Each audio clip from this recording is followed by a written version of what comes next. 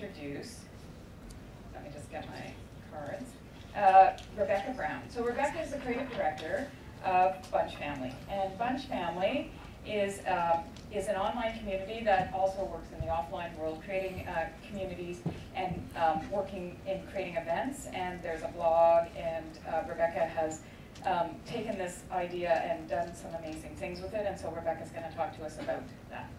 Hi. Hi, everyone. I'm Rebecca from Bunch Family. We're the co-presenter of the Social Family panel, along with our lovely new friends from BMO. And this notion of the social family, it's something that we trend spotted and that we saw happening with our own audience of tech-forward parents. So I'm just very briefly going to tell you a little bit about my company and what we do so you can understand who the parents are in our audience and how they're kind of leading the charge in terms of taking family life into the social space and why they're so ambivalent and concerned about doing that. So I started Bunch Family 4 years ago as an events company, creating unique family programs like afternoon rock concerts and dance parties and artist salons. And here's how this happened. I had my first baby during what seemed sort of like a baby boom in the arts community. And so I was part of this really interesting group of moms and dads who were musicians and writers and filmmakers who hung out together in a coffee shop in Parkdale like every day while we had teeny tiny babies. And then our babies got mobile, by which I mean they started to walk, and we had kind of outgrown the coffee shop and we're looking around for something else to do, and there was nothing that appealed. So I said, okay, I'm going to produce an event. I'm going to produce a dance party at the Drake Hotel, and I invited 75 friends, and 1,000 people came to our first event, and that's how my company started. So since then, we've grown into a marketing company creating experiential activations for companies like Yahoo and Universal Music. As an events company, we continue to produce our own events and to also do programming for Luminato and the City of Toronto. And most recently, we've become a media company and have launched a website and a blog called bunchland.com. So that's who we are. So just looping back to this idea of the social family, our audience is made up of some really, really cool, tech-savvy early adopters. And in addition to that audience, over the years, we've become quite tight with a community that I like to call the parent media, but who are more colloquially referred to as mommy bloggers. Hi, guys. So our audience is very, very heavily involved in the social space, both personally and for business. And we started to notice some things about our people that we thought was really, really interesting.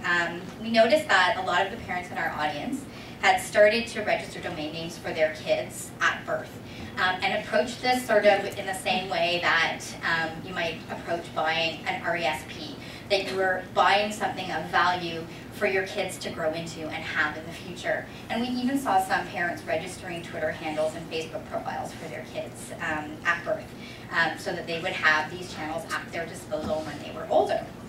We also noticed that our families were incredibly interested in downloading iPhone and iPad apps. Like anytime we posted iPad roundups for car trips or making holiday cards or whatever, our traffic went crazy.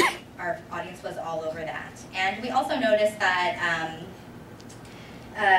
our families were sharing huge amounts of information about their kids online in terms of pictures and videos and blog posts, and that we could really intimately get to know the people in our audience by kind of looking cross-platform at Facebook, at LinkedIn, at blogs if they had them, at Twitter, without ever meeting them.